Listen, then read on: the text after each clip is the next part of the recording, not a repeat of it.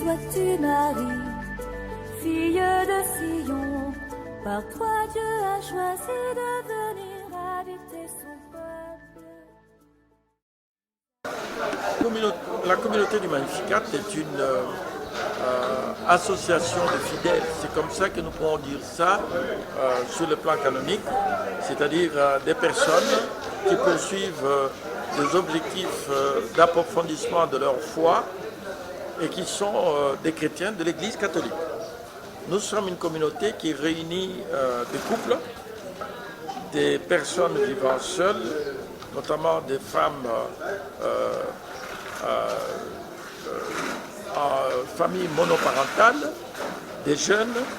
Tous nous formons une même famille. Et il y en a qui parmi nous, parmi les femmes notamment, ont fait un vœu de célibat consacré, une trentaine.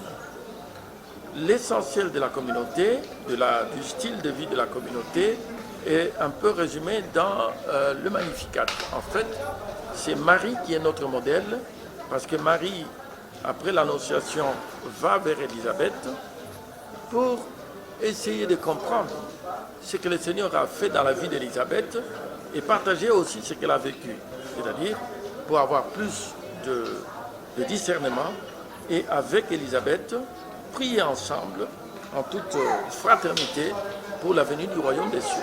Ils sont restés pendant 3 mois à prier ensemble.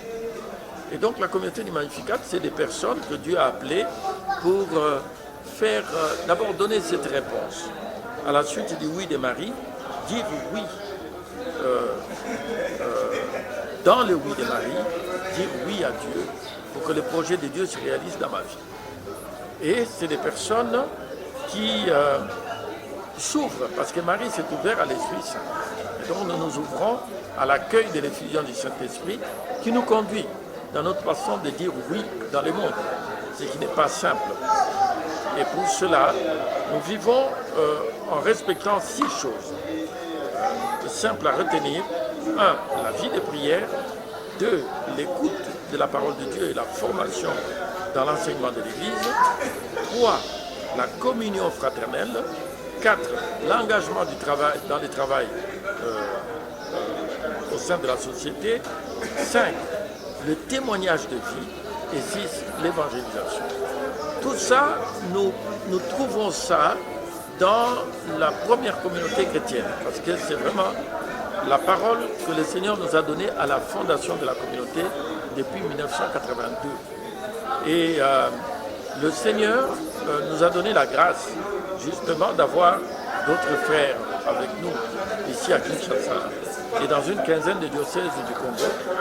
Il y a des frères et des sœurs qui sont en République centrafricaine, quelques-uns au Congo-Brazzaville et en Europe aussi un petit peu. Il y a beaucoup d'apostolats qui sont organisés par la communauté du Magnificat, le mouvement des femmes seules avec Jésus, le mouvement d'accompagnement des couples, un mouvement pour les jeunes et beaucoup d'apostolats au niveau de la prison, des 2 prisons, des grandes prisons de Kinshasa où nous accompagnons les prisonniers et des séminaires de guérison intérieure que nous faisons pour des groupes divers, notamment pour les conversions religieuses. Et je pense que la grâce de la communauté est d'être au sein du monde un message fort de l'attente, du travail, de l'engagement pour le royaume des cieux au sein de l'Église. Par toi Dieu a choisi de venir habiter son peuple. Visage de l'Église d'hier et d'aujourd'hui, visage de demain toujours à naître.